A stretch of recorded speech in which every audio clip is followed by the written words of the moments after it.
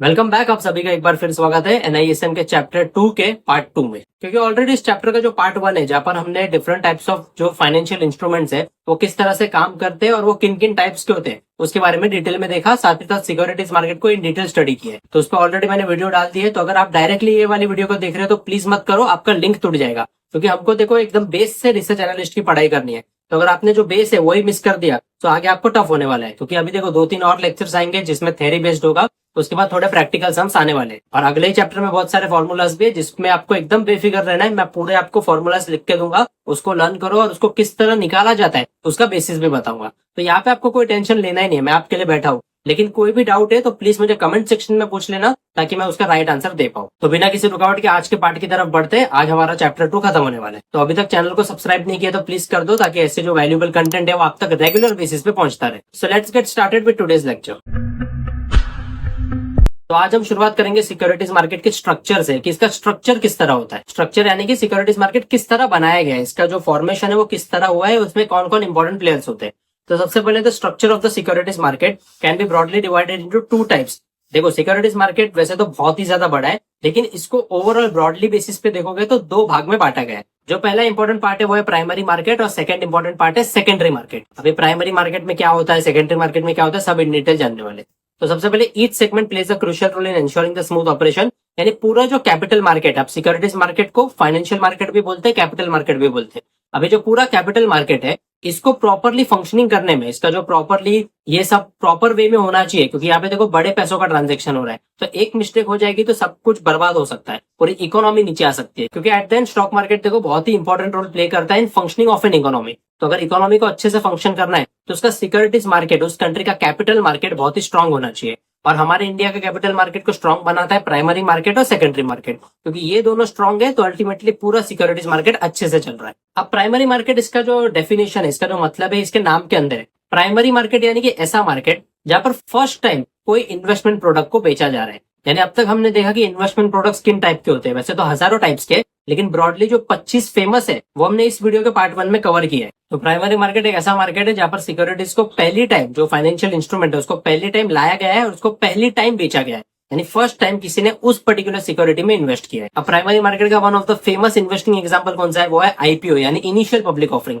कोई भी कंपनी को अगर इंडियन स्टॉक मार्केट में लिस्ट होना है तो उसको आईपीओ लाना पड़ता है। अब जैसे रिसेंटली मोबीक्विक का आईपीओ है, तो मोबीक्विक का आईपीओ यानी मोबीक्विक अभी इंडियन स्टॉक मार्केट में लिस्ट हो जाएगी, वो सेकेंडरी मार्केट में चली जाएगी। क्योंकि जो लिस्टेड कंपनीज है all comes under secondary market. लेकिन जब उसने आईपीओ लाया है तो वो प्राइमरी मार्केट में लाया ना। इसके पहले तो आप मोबीक्विक की कंपनी के शेयर नहीं खरीद पा रहे थे, लेकिन अब आईपीओ आ गया है तो आप आईपीओ में अप्लाई कर सकते हो। अगर आपको अलॉटमेंट मिल गया तो अच्छा है, और अलॉटमेंट नहीं भी मिला तो अगर वो कंपनी जब लिस्ट हो गई है उसके बाद नॉर्मल मार्केट में से जाके उसके शेयर खरीद सकते हो। तो ये अब पब्लिक कंपनी बन गई है ना, it is available in the stock market. तो जब कोई भी कंपनी अपना पब्लिक इशू करती है, पब्लिक इशू यानी कि पहली बार अपनी कंपनी को वो पब्लिक कर रही है, अब वो इक्विटी शेयर्स के जरिए नॉर्मल पब्लिक से पैसा उठा सकती है, तब वो कंपनी पब्लिक हो जाती है। तो यहाँ पर IPO is a part of primary market transaction, यानी पहली बार कोई कंपनी मार्केट में आ चुकी है। यहाँ पे यही लिखा है, पहले तो आईपीओ के बारे में लिखा है, एक तो पब्लिक इशू लिखा है। पब्लिक इशू यानी कि वही शेयर्स और बॉन्ड्स को पहले टाइम मार्केट में इशू किया, नॉर्मल पब्लिक से पैसा उठाया। अब इसका एक भाग आईपीओ हो जाता है, जहां पर कंपनी मार्केट में लिस्ट होने वाली है तो अपना आईपीओ निकालेगी, नॉर्मल पब्लिक से पैसा लेगी और फिर स्टॉक मार्केट में जाकर लिस्ट हो जाएगी। ऐसे ही एक आता है एफपीओ। अब एफपीओ यानी कि फॉलो ऑन पब्लिक ऑफर। अभी आईपीओ तो कंपनी कब करती है, जब वो पहली बार स्टॉक मार्केट में लिस्ट होने जा रही है। एफपीओ ये ऑलरेडी लिस्टेड कंपनी करती है। यानी समझो एक कंपनी, अभी फॉर एग्जाम्पल XYZ कंपनी है, उसने आईपीओ लाया, वो स्टॉक मार्केट में लिस्ट हो गई। अब लिस्ट होने के 2 से 3 साल बाद उसको और पैसों की जरूरत है और उसको आप जैसे लोगों से पैसा उठाना है। तो आप बोलोगे मैं इक्विटी शेयर्स तो खरीद ही रहा हूँ ना, इक्विटी शेयर से मेरा पैसा ले लो।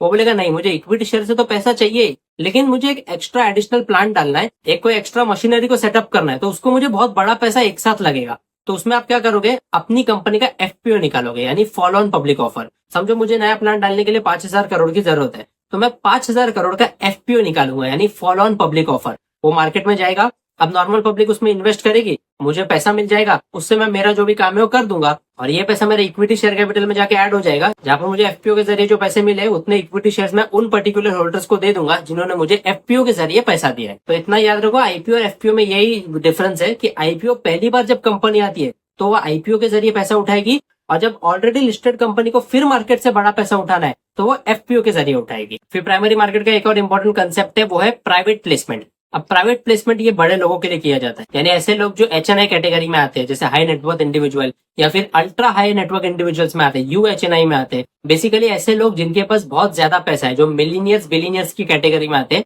उनके लिए कंपनियां प्राइवेट प्लेसमेंट का ऑफर रखती है। यानी समझो मैं एक कंपनी हूँ और मुझे 10,000 करोड़ की जरूरत है, मुझे नया प्लांट या नई मशीनरी डालनी है। तो अब मुझे वो 10,000 करोड़ नॉर्मल पब्लिक से नहीं उठाना है, क्योंकि उसमें बहुत सारा पेपर वर्क होता है और इसमें टाइम कंज्यूमिंग प्रोसेस है।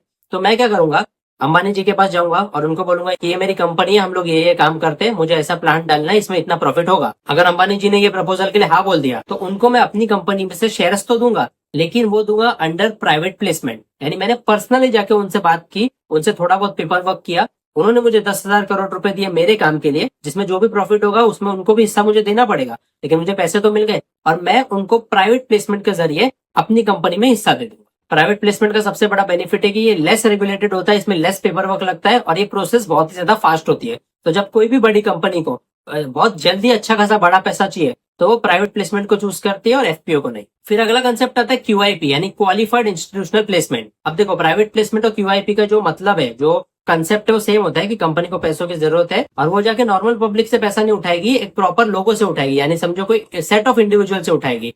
तो हमने प्राइवेट प्लेसमेंट के अंदर क्या देखा कि मैं अंबानी जी के पास गया और उनसे पैसे मांगे, तो यहाँ पर मैं एक बंदे से डील कर रहा हूँ। लेकिन अगर मैं QIP के जरिए जाता हूँ ना, क्वालिफाइड इंस्टीट्यूशनल प्लेसमेंट, तो मैं इंस्टीट्यूशनल इन्वेस्टर्स के पास जाऊंगा। ऐसे लोग जो FIs है, DIs है, या फिर जो म्यूचुअल फंड कंपनीज है, इंश्योरेंस कंपनीज है, पेंशन फंड्स है, ऐसे कोई बड़ी अथॉरिटीज है, उनके पास जाऊंगा और उनको मेरे रिक्वायरमेंट बताऊंगा। अगर उनको मेरी कंपनी प्रॉफिटेबल लग रही है, प्रॉफिट के चांसेस लग रहे हैं, तो मुझे पैसा दे देंगे। और ऐसे जरिए से जब कंपनी पैसा उठाती है तो वो जरिए का नाम आता है QIP, that is qualified institutional placement. Again ये भी कंपनी क्यों करती है कि उनको बहुत ज्यादा रेगुलेटरी प्रोसेस में पड़ना नहीं है, आराम से और बहुत जल्दी अच्छे खासे पैसे उठाने।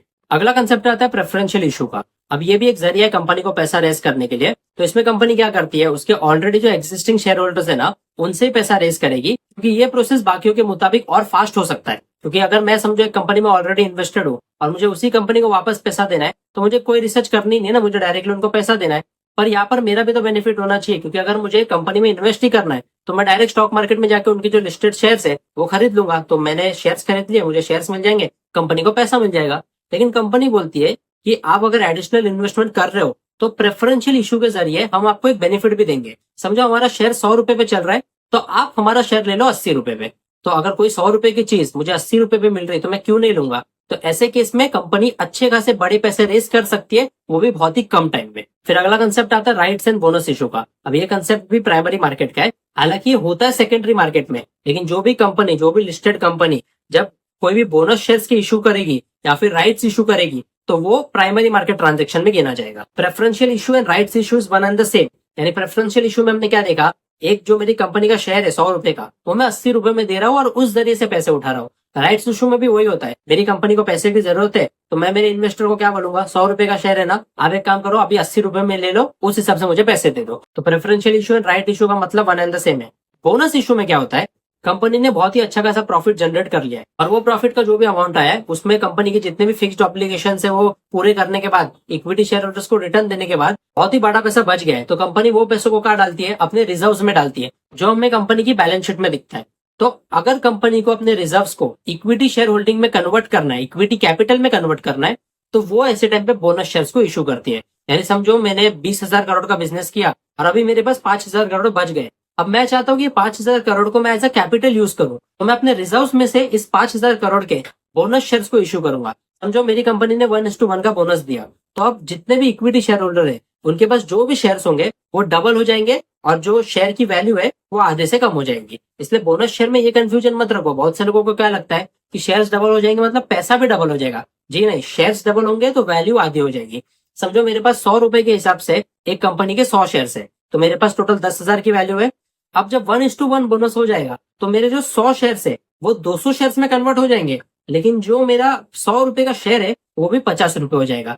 तो मेरी अभी भी जो वैल्यू है वो 200 इंटू 50 10,000 ही है। लेकिन बोनस शेयर्स के अंदर कंपनी को ये बेनिफिट मिलता है कि कंपनी का जो रिजर्व्स है वो अब इंटू इक्विटी कैपिटल हो चुका है और वो कंपनी लॉन्ग टर्म में यूज कर सकती है, क्योंकि रिजर्व्स को यूज नहीं कर पाएगी। रिजर्व्स बांटने के लिए होता है या फिर कोई इमरजेंसी के लिए होता है, लेकिन जब वो इक्विटी कैपिटल में शामिल हो चुका है तो वो तो कंपनी अपने ऑपरेशंस को सक्सेसफुल करने के लिए उसको यूज कर सकती है। और इन्वेस्टर को क्या बेनिफिट होता है कि लॉन्ग टर्म में जब वो शेयर प्राइस बढ़ता है तो अब जो इनके 100 शेयर्स के हिसाब से बढ़ने वाला था प्राइस, अब वो 200 शेयर्स के हिसाब से बढ़ेगा। तो लॉन्ग टर्म में बोनस इशू का इन्वेस्टर को बड़ा बेनिफिट होने वाला है, लेकिन शॉर्ट टर्म में कोई बेनिफिट नहीं होता, वैल्यू सेम होती है। फिर आता है onshore offering and offshore offering.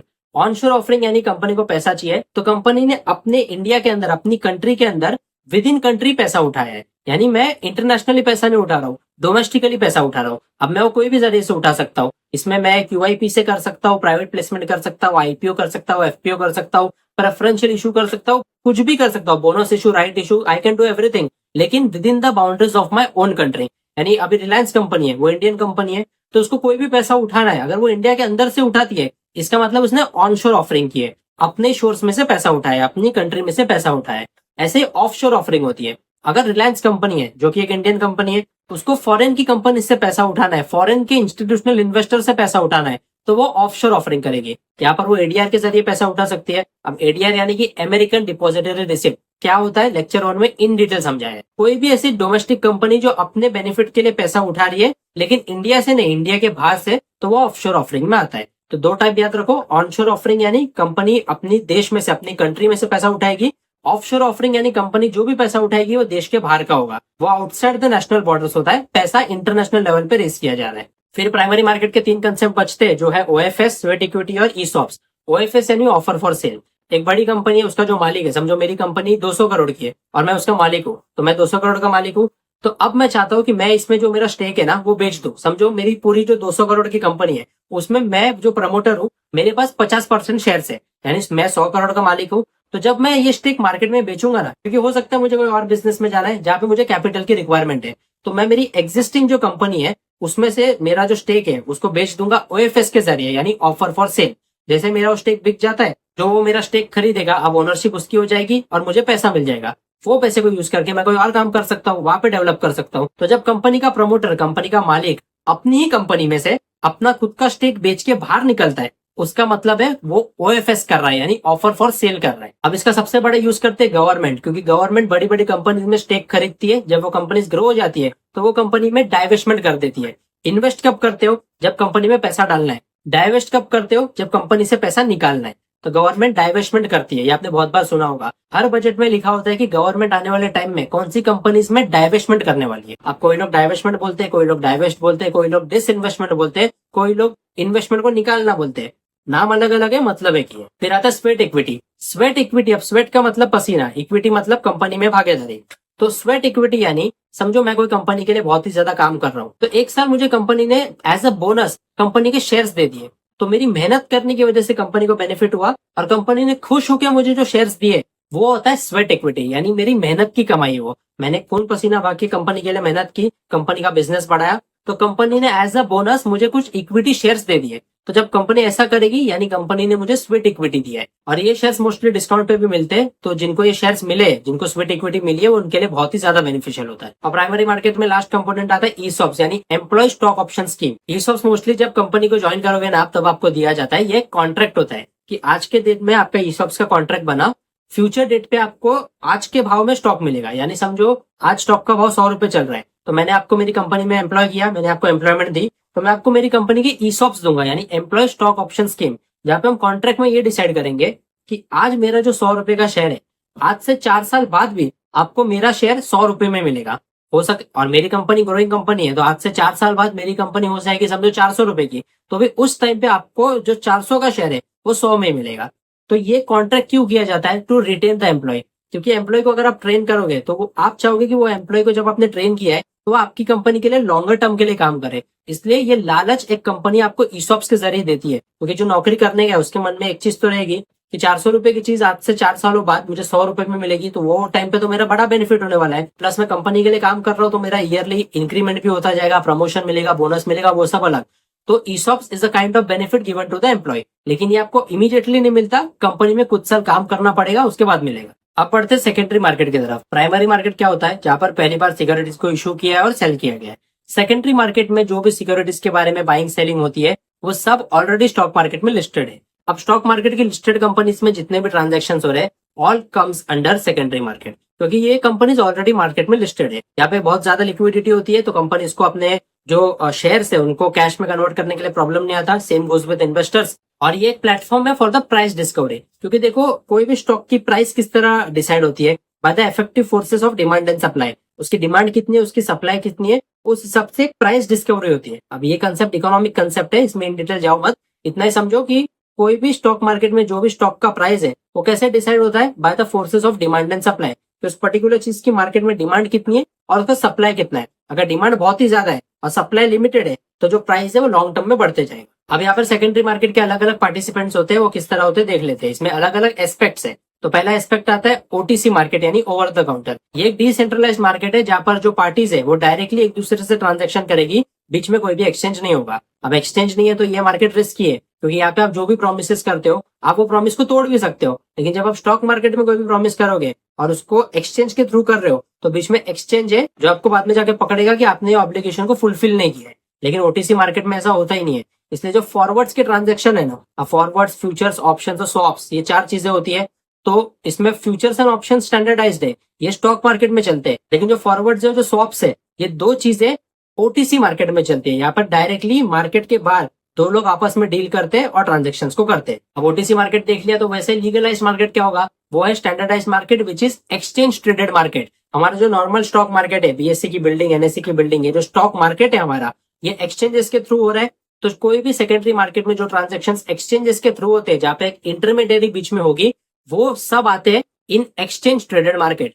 Stock market में आप जितनी भी कंपनीज में इन्वेस्ट कर रहे हो, बाइंग कर रहे हो, सेलिंग कर रहे हो, फ्यूचर्स में ट्रेडिंग कर रहे हो, ऑप्शंस में ट्रेडिंग कर रहे हो, वो सब एक्सचेंज ट्रेडेड मार्केट में आता है। यहाँ पर ऑलरेडी सब लॉट साइज, सब प्राइस वाइज फिक्स है। आपको जाके इन्वेस्ट करना है और अपने हिसाब से पैसा कमाना है। और जो भी ट्रांजेक्शन करोगे that will be done through a particular exchange, तो बीएससी हो सकता है या एनएससी होगा। ये मार्केट रेगुलेटेड होता है, यहाँ पे ट्रांसपेरेंसी होती है और ये मार्केट हाईली लिक्विड होता है। फिर क्लियरिंग एंड सेटलमेंट होती है। क्लियरिंग एंड सेटलमेंट ये एक कॉर्पोरेशन रहता है जो एक्सचेंज अपने ओर से चलाती है। इसका मतलब ये है कि कोई भी स्टॉक आपने खरीदा तो वो स्टॉक आपके डिमैट अकाउंट में किस तरह आएगा, और जो पैसा आपने कंपनी को दिया है वो कंपनी के पास पैसा किस तरह जाएगा, ये सब क्लियरिंग एंड सेटलमेंट के थ्रू होता है। फिर एक्सचेंज अपना रिस्क मैनेजमेंट भी रखता है। रिस्क मैनेजमेंट के जो भी ट्रांजेक्शन होते हैं, जैसे mark to market margin, initial margin, span margin, exposure margin, फिर कोई काउंटर पार्टी रिस्क है, लिक्विडिटी रिस्क है, ये सारे रिस्क को जब एक्सचेंज कवर करता है और इसमें जो भी ट्रांजेक्शन होते हैं वो ट्रांजेक्शन सेकेंडरी मार्केट के अंदर आते हैं। तो यहाँ पे पास प्राइमरी और सेकेंडरी मार्केट का जो डिस्टिंग्विश है वो दिया है, वो आप पढ़ लेना, आपको इन डिटेल समझ जाएगा। और शॉर्ट नोट्स को डिस्क्रिप्शन से प्लीज डाउनलोड कर लेना। अब मार्केट के स्ट्रक्चर के बारे में जान लिया, तो ये मार्केट में कौन से वो इंपॉर्टेंट पार्टिसिपेंट्स है जो बहुत ही बड़ा की रोल प्ले करते हैं, उनके बारे में जान लेते हैं। तो सबसे पहले different types of market intermediaries होते हैं जिनके ऊपर ये मार्केट चल रहा है। इसमें बहुत सारे लोग आते हैं, जिसमें पहला सबसे इंपॉर्टेंट है स्टॉक एक्सचेंज। एक्सचेंज क्या करता है, इट इज एन इंटरमीडियरी, यानी जो भी buying and selling of securities हो रही है into the official stock market, वो कैसे होगी, एक्सचेंज के थ्रू होगी। आपको कोई भी यार ट्रांजेक्शन करना है तो वो आपको एक्सचेंज के थ्रू करना होता है। दो ही बड़े एक्सचेंज है इंडिया के अंदर, नेशनल स्टॉक एक्सचेंज और the oldest Bombay stock exchange. अगला पार्टिसिपेंट आता है डिपॉजिटरी, कि आप जो भी शेयर्स को खरीद रहे हो वो आपके शेयर्स डिपॉजिटरी के पास जाके स्टोर होते हैं। तो इंडिया के अंदर दो बड़ी डिपॉजिटरीज है, जो है एनएसडीएल यानी नेशनल सिक्योरिटीज डिपॉजिटरी लिमिटेड, और दूसरा है CDSL, central depository services limited. फिर अगला पार्टिसिपेंट है ट्रेडिंग मेंबर। ट्रेडिंग मेंबर यानी जितने भी बड़े ब्रोकर ऑफिसेस आप देखते हो ना, मोतीलाल ओसवाल, शेर Khan, Bajaj broking, angel one, ऐसे जितने भी जो बड़े ब्रोकर्स है, वो जब मार्केट से लाइसेंस लेते तो वो क्या कर रहे हैं, वो ब्रोकिंग का लाइसेंस ले लेते, एक बड़े ब्रोकिंग फर्म बन जाते, फिर वो क्लाइंट से पैसा उठाएंगे और उनके बिहाफ पे मार्केट में ट्रेड करेंगे। तो ये लोग ट्रेडिंग मेंबर होते हैं। ऑथोराइज पर्सन भी सेम होता है, हर एक ट्रेडिंग मेंबर अपना ऑथोराइज पर्सन रखता है। उसका मतलब क्या है, authorise person is an individual और organisation appointed by the trading member और the broker to act on their behalf and assist investor in executing trades. यानी मैं एक बहुत ही बड़ा ब्रोकिंग फर्म हूँ, मैं मोतीलाल ओसवाल हूँ, तो मोतीलाल ओसवाल अभी खुद तो जाके सब क्लाइंट्स को हैंडल नहीं करेगा ना, वो कुछ लोगों को रखेगा काम पे।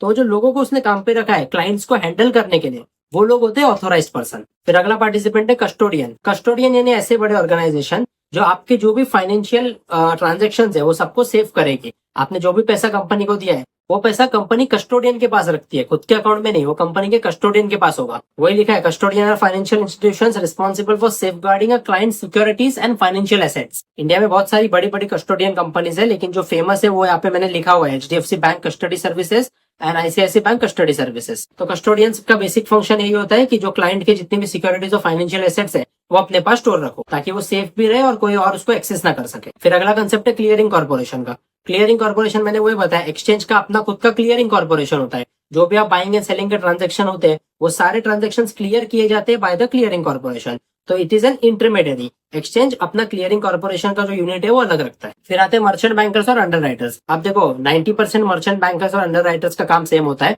यानी कि कोई भी कंपनी को आईपीओ लाना है, एफपीओ लाना है, तो वो मर्चेंट बैंकर की मदद लेता है। उसमें जो भी आरएचपी होता है, डीआरएचपी होता है, ये जितने भी डॉक्यूमेंट्स लगते हैं, प्रोस्पेक्टस का बनाना, ये सब चीजें जो है वो मर्चेंट बैंकर करता है।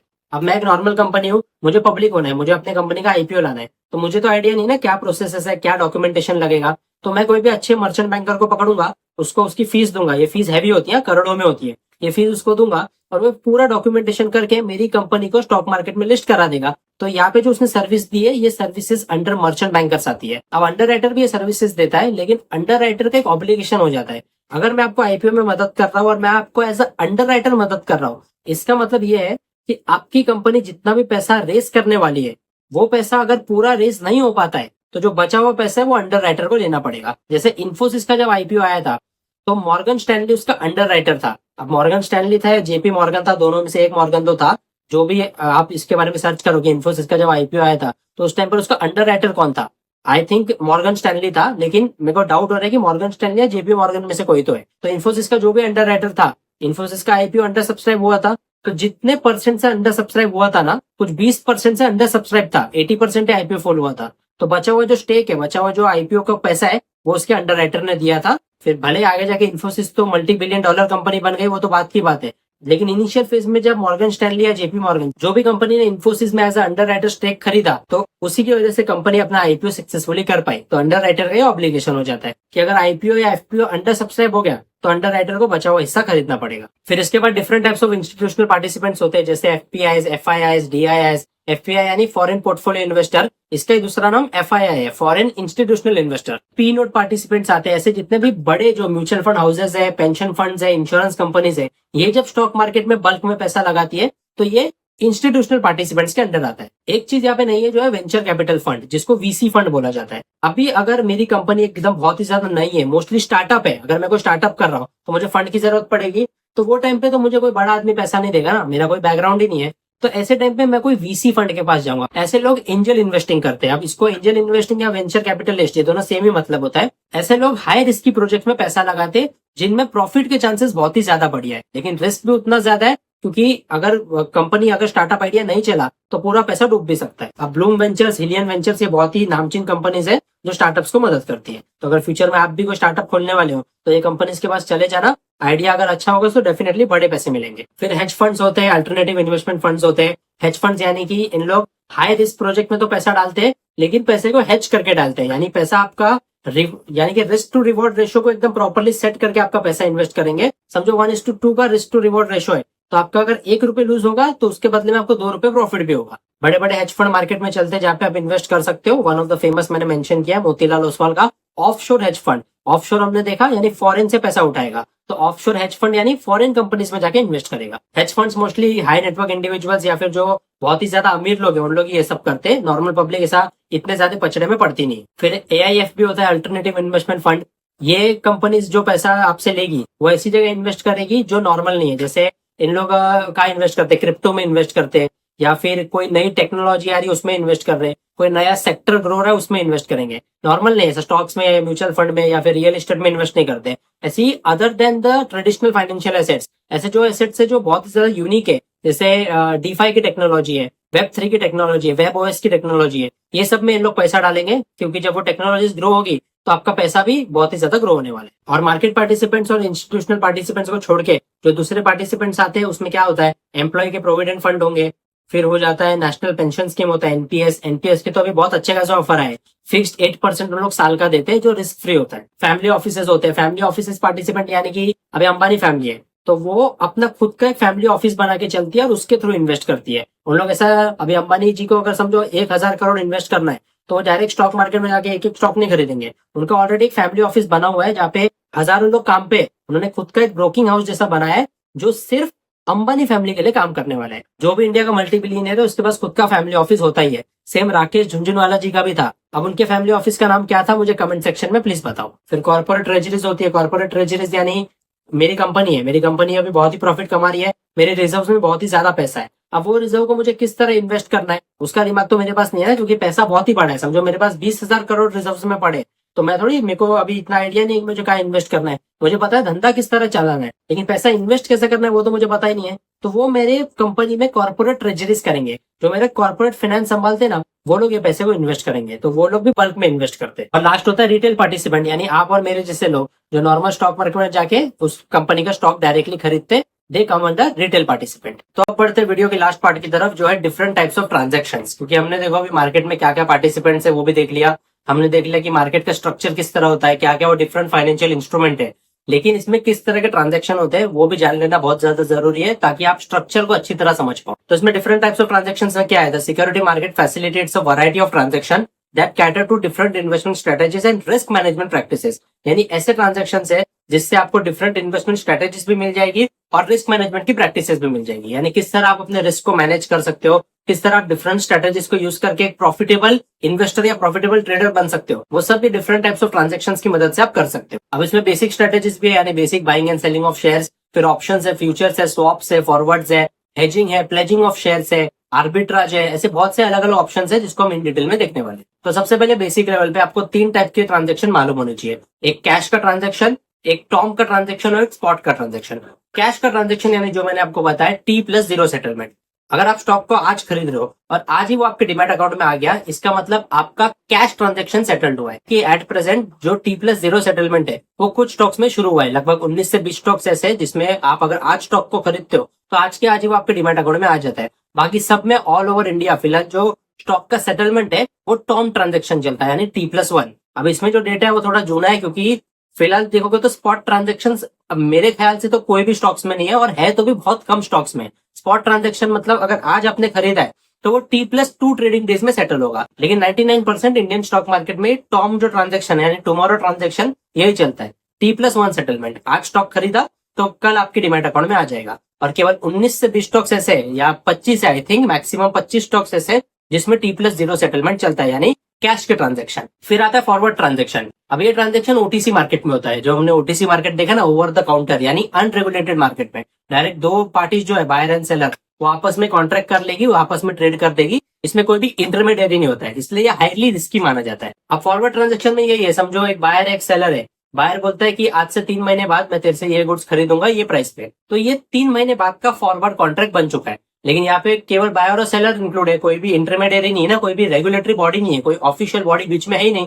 तो कल को हो सकता है बायर उससे माल खरीदे ना, या फिर बायर ने पैसा दे दिया तो सेलर माल पहुंचाए ना, तो ये सब इसमें रिस्क होते हैं। तो ये फॉरवर्ड्स का ट्रांजेक्शन है। ऐसे ही बदला सिस्टम चलता था फॉरवर्ड्स में 2001 के पहले इंडियन स्टॉक मार्केट में। ये बदला सिस्टम भी एक बहुत ही बड़ा सिस्टम चला है जहाँ पर लोगों ने बहुत बड़े पैसे कमाए हैं। जो केतन पारिक का स्कैम है वो भी बदला सिस्टम पे हुआ था, जिसके बाद 2001 में सेबी ने इसको बंद ही कर दिया और फ्यूचर्स एंड ऑप्शंस को officially as official trading segment में इसको इंडियन स्टॉक मार्केट में चालू किया। वही आगे बताया कि फ्यूचर्स के बारे में बताया। फ्यूचर्स क्या होते हैं, ये स्टैंडर्डाइज कॉन्ट्रैक्ट है, यहाँ पर भी एक बायर होगा एक सेलर होगा, लेकिन जो ट्रांजेक्शन होगा जो कॉन्ट्रैक्ट बनेगा जो भी ये दोनों में बाइंग सेलिंग का डील होगा ना, इसके बीच में एक्सचेंज एक इंटरमीडिएरी है। जो भी ट्रांजेक्शन हो एक्सचेंज के थ्रू होगा और दोनों पार्टीज को अपने जो भी ऑब्लिगेशन है वो 100% फुलफिल करने होंगे। इसमें ऐसा नहीं कि बायर बोलेगा कि मैं कॉन्ट्रैक्ट खरीद रहा हूँ लेकिन वो खरीदेगा ही नहीं, सेलर बोल रहा है मैं कॉन्ट्रैक्ट बेच रहा हूँ वो बेचेगा ही नहीं।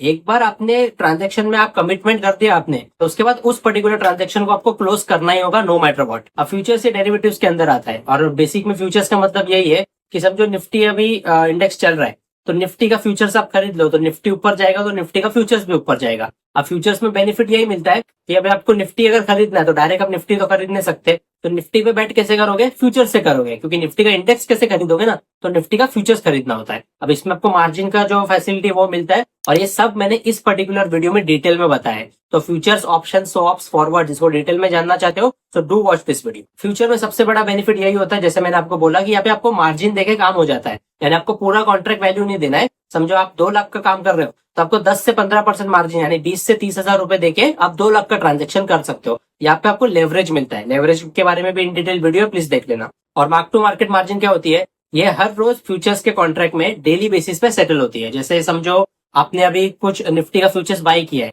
और वो निफ्टी का फ्यूचर्स ऊपर जाने के बजाय नीचे आ गया, तो जो डिफरेंस है आपकी पोजीशन के अंदर वो आपको एक्सचेंज को पे करना पड़ता है। इसलिए तो फ्यूचर्स मार्केट रेगुलेटेड है ना, स्टैंडर्डाइज्ड है। ये अगर फॉरवर्ड्स में ट्रांजेक्शन होता तो बंदा बोलेगा मैं पे ही नहीं करूंगा, जा क्या करेगा? तो ऐसा ऑफिशियली तो चलेगा नहीं। क्या करेगा? अगर एक्सचेंज अपनी पे करने आ गया तो आपको फिर बिहाइंड द बार्स जाना पड़ेगा। फिर आता है ऑप्शंस। ऑप्शंस क्या है? फ्यूचर्स करने के लिए ज्यादा पैसे लगते हैं, तो एक नया इंस्ट्रूमेंट आ गया ऑप्शंस, जिसको आप कम पैसे देके कर सकते हो। अब ऑप्शन में कॉल ऑप्शन होता है, पुट ऑप्शन होता है। कॉल ऑप्शन कब लेते हो? जब मार्केट ऊपर जाने वाली है, तब आप उस पर्टिकुलर डेरिवेटिव को कॉल ले लोगे। अगर वो पर्टिकुलर डेरिवेटिव, समझो निफ्टी का इंडेक्स है, वो ऊपर जाने वाला है तो कॉल ले लोगे, नीचे जाने वाला है तो पुट ले लोगे। अब इसमें टाइम डीके होता है, फिर इससे बहुत से फैक्टर है। इसमें ऑप्शन ग्रीक्स का बहुत इंपॉर्टेंस है, जैसे डेल्टा, गामा, थीटा, रो, वीगा, ये जो 5 ऑप्शन ग्रीक्स है ना, इनका बहुत बड़ा रोल आता है। तो ऑप्शन ग्रीक्स के बारे में आने वाले टाइम में मैं एक डिटेल वीडियो बनाने वाला हूँ, जहां पर वो वीडियो देखने के बाद A to Z ऑप्शंस किस तरह चलता है और किस तरह आपको ट्रेड करना है वो सब समझने वाला है। तो मेरे चैनल को प्लीज सब्सक्राइब करके रखो, बेल आइकन को दबा के रखो, ताकि वो वीडियो जब आए तब आप तक वो इजीली पहुंच जाए। अब ऑप्शंस के अंदर बहुत ही ज्यादा कंसेप्ट है। ऑप्शन थोड़ा कॉम्प्लेक्स टूल है,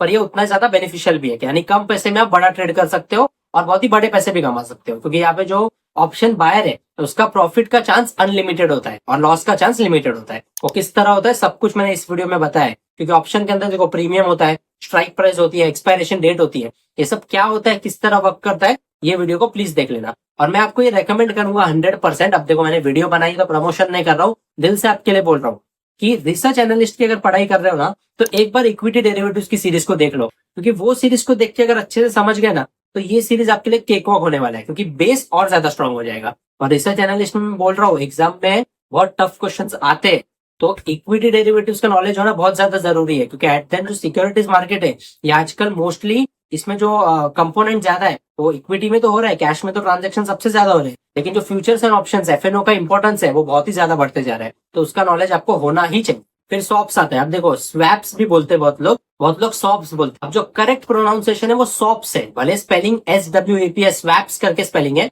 लेकिन बोला जाता है सॉप्स। तो सॉप्स क्या होता है? ये डेरिवेटिव कॉन्ट्रैक्ट है जहां पे दो पार्टीज कैश फ्लोज या फिर अदर फाइनेंशियल ऑब्लिगेशन को एक्सचेंज करती है। इसमें इंटरेस्ट रेट के स्वैप हो जाते हैं, करेंसी रेट के स्वैप हो जाते हैं। अब ये बड़ी बड़ी गवर्नमेंट्स बड़े लेवल पे तो करती है, लेकिन इंडिविजुअल लेवल पे इसको इतना इंपॉर्टेंस नहीं है। पहले जब एफएनओ मार्केट नहीं था, जब बदला सिस्टम था ना, तो ये स्वैप्स का बहुत एक्सचेंज होता था, तब इसका इंपॉर्टेंस भी बहुत ज्यादा था। लेकिन 2001 के बाद इसका इंपॉर्टेंस इतना है नहीं, बहुत कम लोग इसको करते। हाँ, इंस्टीट्यूशंस बड़े बड़े लेवल पे ये सब करते, बट एज एन इंडिविजुअल अगर स्टार्टिंग में अभी आप पढ़ाई करने के हिसाब से आए हो, तो स्वैप्स को नहीं समझोगे तो भी चलेगा, क्योंकि स्वैप्स बहुत ही ज्यादा एक डिफरेंट कंसेप्ट है और इसका रिलेवेंस इतना है नहीं फॉर स्मॉल इन्वेस्टर्स। बड़े इन्वेस्टर्स के लिए इसका रिलेवेंस है। फिर हेजिंग आता है। हेजिंग भी एक टाइप का ट्रांजेक्शन है।